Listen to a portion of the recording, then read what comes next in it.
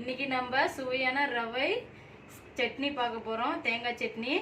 வாங்க வீடியோக்குள்ள போகலாம். என்னென்ன பொருள் வேணும்னு ஃபர்ஸ்ட் பார்க்கலாம். ஃபர்ஸ்ட் தாளிப்புக்கு கடுகு, சீரகம், கடலைப்பருப்பு, 4 முந்திரி. அடுத்தது 2 வெங்காயம், சின்ன வெங்காயம், 3 பச்சை மிளகாய், கருவேப்பிலை, கொத்தமல்லி. தேவையான அளவு எண்ணெய், தேவையான அளவு உப்பு. நான் இன்றைக்கி வந்து ரவை செய்கிறதுக்கு 1 கிளாஸ் ரவை எடுத்திருக்கேன், 2 கிளாஸ் தண்ணி எடுத்திருக்கேன். அப்புறம் சட்னிக்கு தேங்காய், 1 துண்டு இஞ்சி, 3 பூண்டு, 3 பச்சை மிளகாய், கொஞ்சோண்டு கொத்தமல்லி தழை, கொஞ்சம் கருவேப்பிலை. வாங்க இப்போ வீடியோக்குள்ளே போகலாம். ரவை எப்படி செய்கிறதுன்னு பார்க்கலாம். ஃபஸ்ட்டு அடுப்பை சாலு பண்ணலாம். ஃபஸ்ட்டு நம்ம இப்போ ரவையை வறுத்துக்கலாம்.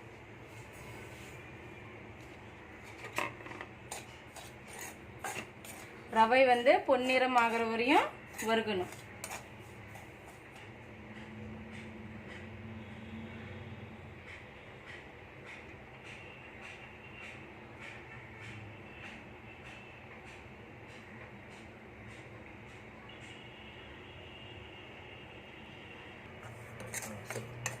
இப்போ வந்து 5 நிமிஷம் ரவையை வறுத்து எடுத்தாச்சு.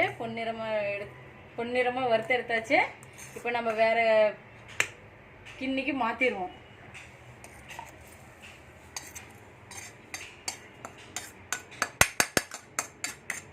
இப்போ ரவை எப்படி செய்யறதுன்னு பார்ப்போம்.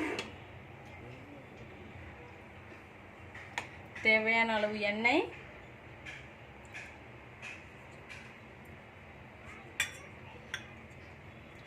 இப்போ நம்ம எண்ணெய் சூடாகட்டும்.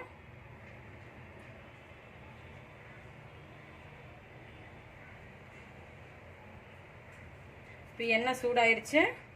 எண்ணெய் சூடானோன்னா கடுகு, சீரகம், 1 ஸ்பூன் கடலைப்பருப்பு, 3 முந்திரி.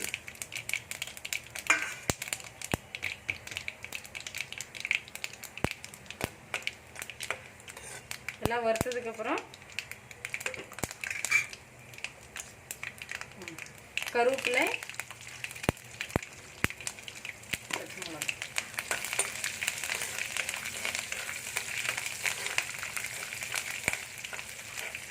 வெங்காயம்.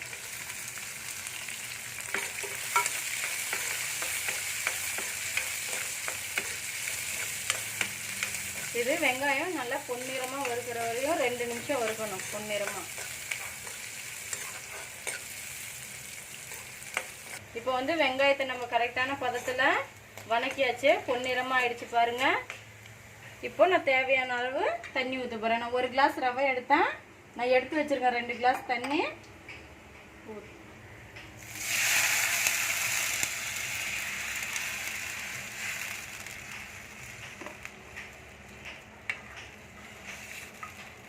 இப்போ தேவையான அளவு உப்பு போட்டுக்கோங்க.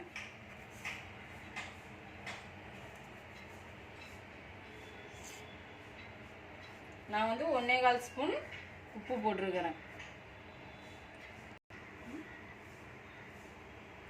இப்போ நம்ம கொஞ்சம் தண்ணி கொதிக்கட்டும். அதுக்குள்ள நம்ம சட்னி எப்படி செய்யறதுன்னு பார்த்துக்கலாம். 3 பச்சை மிளகாய், 1 துண்டு இஞ்சி, 4 பல்லு பூண்டு, 1 துண்டு தேங்காய், கருவேப்பிலை கொஞ்சம், கொத்தமல்லி தழை கொஞ்சம். கொத்தமல்லி தழை போட்டிங்கன்னா கொஞ்சம் ருசியாக இருக்கும் சட்னி உங்களுக்கு. பொட்டுக்கடலை நான் 1 சின்ன கப் அளவு பொட்டுக்கடலை எடுத்திருக்கேன். இப்போ தேவையான அளவு உப்பு போட்டுக்கோங்க.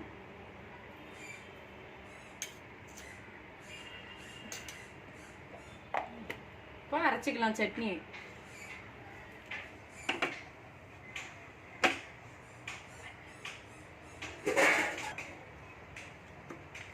கொஞ்சம் தண்ணி ஊற்றி அரைச்சிக்கோங்க.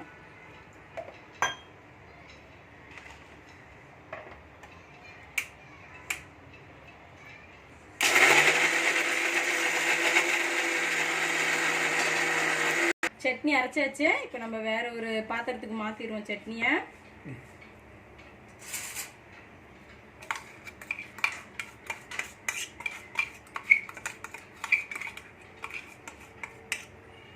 பாருங்க, இப்படியே சட்னி சாப்பிட்டாலும் நல்லா இருக்கும். நம்ம இதை தாளிச்சு சாப்பிட்டா இன்னும் கொஞ்சம் சுவையா இருக்கும். அதுக்குள்ள நம்ம ரவை தண்ணி கொதிச்சிருச்சு. இப்போ ரவையை போட்டு நம்ம கிண்டுவோம். கொஞ்சம் கொஞ்சமா போடுங்க, இல்லாட்டி கட்டி பிடிச்சிரும். ஒரு கையில கிண்டிக்கோங்க, ஒரு கையில ரவையை போடுங்க. அப்பதான் உங்களுக்கு கட்டி இல்லாம சுவையான ரவை கிடைக்கும்.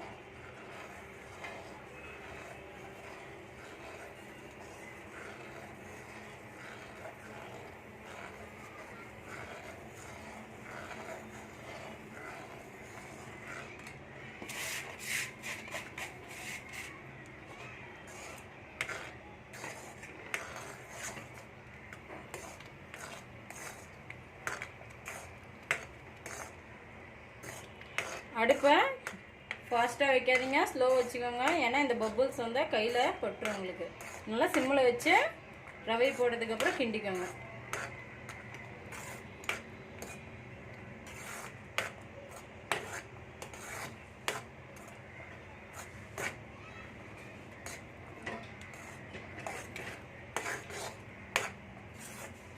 இப்போ ரவை ரெடி ஆயிடுச்சு.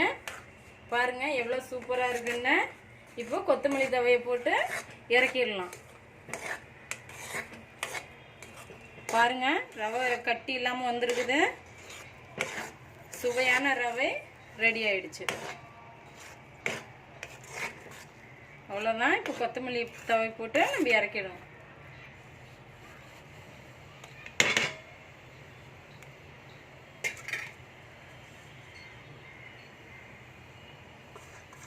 பாருங்க எவ்வளோ சூப்பராக இருக்குது. இப்போ நம்ம சட்னி தாளிச்சிருவோம். இப்போ நம்ம கடாயை வச்சு நம்ம சட்னியை தாளிச்சிக்கலாம். எங்களுக்கு வந்து கடாய் சூடாகட்டும். எங்களுக்கு வந்து உங்களுக்கு இப்படியே சட்னி வேணாலும் கெட்டியாக வச்சுக்கலாம், இல்லாட்டி தண்ணி ஊற்றி கூட வச்சுக்கலாம். எங்களுக்கு வந்து நாங்கள் 4 பேர் இருக்கோம், அதனால் கொஞ்சம் நாங்கள் தண்ணி ஆட் பண்ணிக்கிறோம். உங்களுக்கு அப்படியே வேணாலும் வச்சுக்கலாம், தண்ணி ஊற்றினாலும் ஊற்றிக்கோங்க. டேஸ்ட்டாக தான் இருக்கும் எப்படி செஞ்சாலும். இப்போ தாளிக்கலாம். நம்ம தாளிக்கிறதுக்கு சட்னிக்கு கொஞ்சமாக எண்ணெய் ஊற்றுங்க, ஜாஸ்தியாக ஊற்றாதீங்க. எண்ணெய் சூடாகிட்டோம். நமக்கு தாளிக்கிறதுக்கு 3 பொருள் இருந்தால் போதும் சட்னிக்கு. கடுகு, சீரகம், கருவேப்பிலை.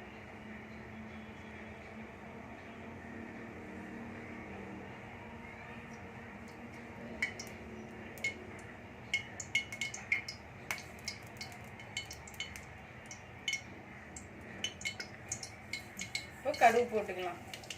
எண்ணெய் காஞ்சிருச்சு. சீரகம், கடுகு பொரிஞ்சிருச்சு. கருவேப்பிலை போட்டுக்கலாம். இப்போ நம்ம அடுப்பை ஆஃப் பண்ணிடுங்க. ஆஃப் பண்ணிவிட்டு சட்னியில் எடுத்து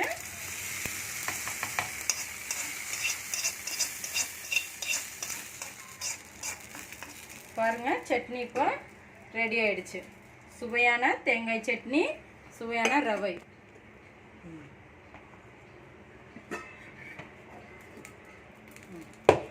பாருங்க, சுவையான ரவை, சுவையான தேங்காய் சட்னி இப்போ ரெடி ஆயிடுச்சு. இப்போ போய் சூடாக